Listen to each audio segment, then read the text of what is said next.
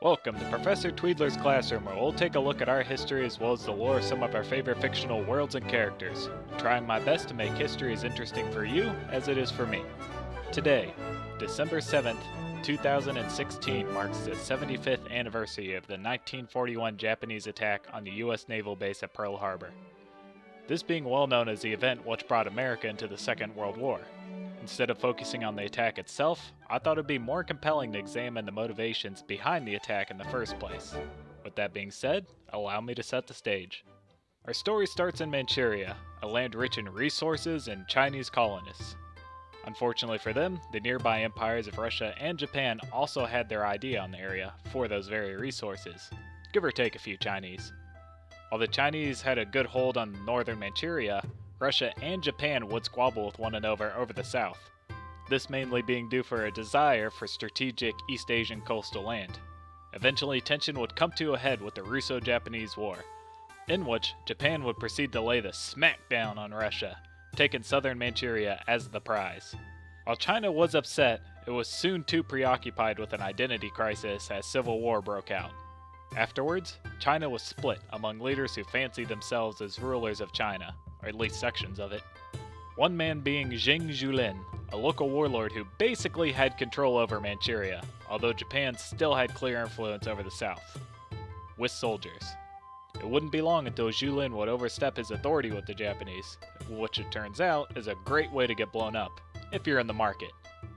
He would be replaced with his more radical son, Zheng Zhuliang. Zhuliang was even more rebellious towards the Japanese than his father, often ignoring their warnings. I guess he had his bomb-proof pants on or something. But as long as he remained the warlord of a province, the Japanese really didn't have anything to fear. So you can imagine their shock when he decided to join up with a nationalistic Chinese government in Nanjing, looking to centralize rule in China with their own ideals.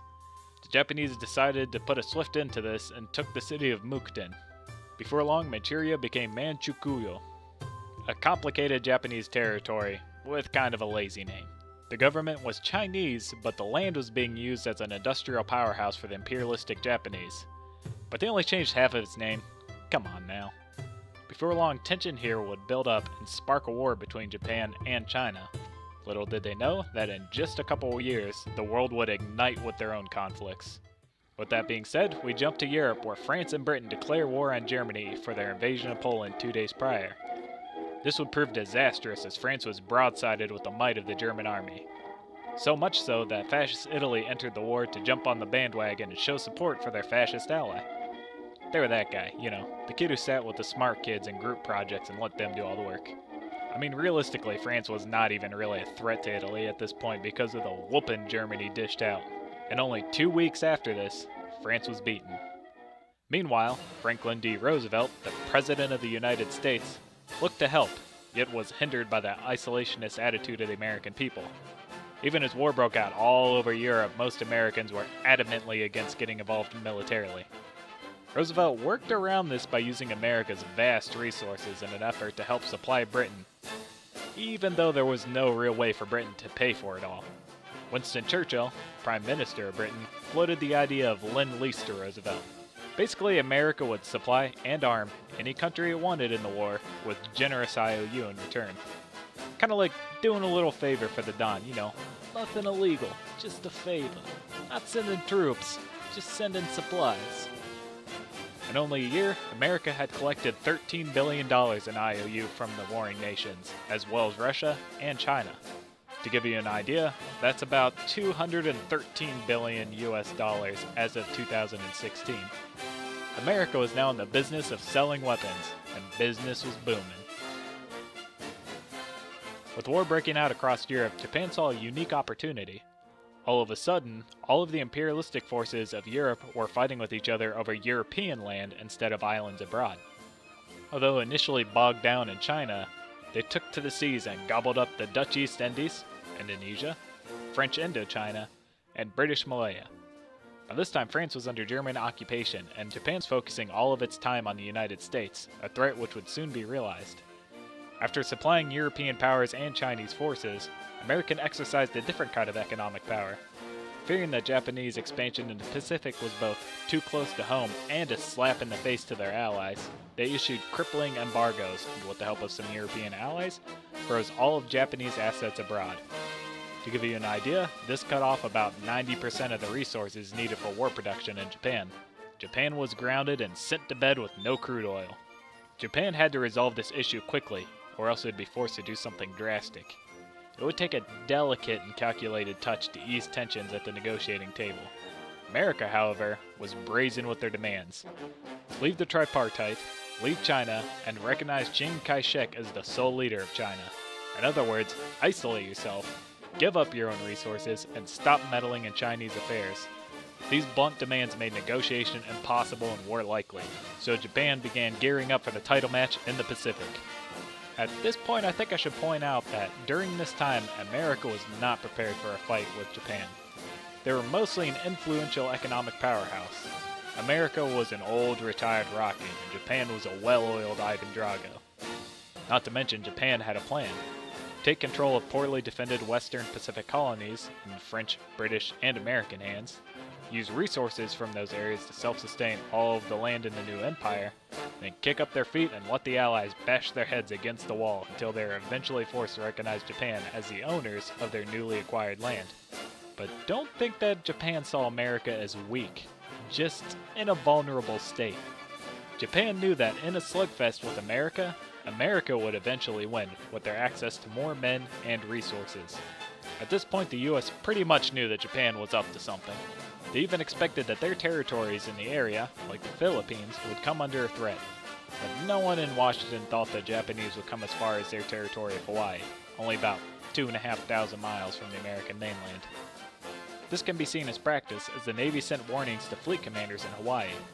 They warned that a Japanese attack could be possible and extra precautions should be taken. Washington disagreed and sent up a follow-up message assuring the commanders that there were no indication that the Japanese were ready to make such a drastic move. The reason mainly being that Japan was already overextended in the Pacific, and more likely than not they could not carry out an attack so far away from Japan and so close to America. Given the conflicting orders, Pacific commanders took Washington's perspective and went about business as usual. I mean, it's not like the Japanese really had a plan, right? Enter Japanese Commander-in-Chief of the Combined Fleet, Admiral Yamamoto Izoroku. Amazing name, although there is no way I pronounced that correctly. He proposed a radical plan, an attack involving the whole Japanese fleet. Since conflict in America would be inevitable with the continued invasions of their allies' colonies, they decided to remove the immediate American military threat, which would both buy them time and get them the land they wanted to set up an impenetrable defense. Basically simultaneously cripple the American Pacific Fleet and make land grabs at resource-rich islands. The idea was set in motion and the attack was planned for December 7th, 1941. Before long, that day had arrived. After traveling about 4,000 miles, Japanese carriers released over 300 planes inbound for the American naval base at Pearl Harbor, located in Hawaii. The attack happened in two waves and killed almost 2,500 unprepared American servicemen. However, something was missing from Pearl Harbor. America's aircraft carriers, which, by a stroke of luck, were operating elsewhere. The attack also failed to destroy the important facilities on the island, such as oil storage depots, repair shops, shipyards, and submarine docks. This gave America the opportunity to come back swinging. By the next day, the American people no longer felt isolated from the world, and Congress enthusiastically declared war on Japan at the request of Roosevelt. This gave Germany and Italy a chance to show their support for their ally, and gave them an excuse to put an end to U.S. supplies to their enemies. Both would declare war on America 2 days later. And as we know, this would ultimately result in a failure for the Axis, as America bounced back quicker than anyone anticipated and hit harder than the Axis feared. Before Japan could set up shop, America was already knocking on the front door. Their plan had failed. America was now in the business of whooping ass, and business was booming. That about sums up the history of the attack on Pearl Harbor. Thank you for joining me today. If you'd like some additional information as well as a few of my opinions on the topic, check out my office hours on the video. Remember, every person has a story, so make it a good one. Also, if you liked the video, let me know with a thumbs up, and don't forget to subscribe if you'd like to see more. Until next time, class is dismissed.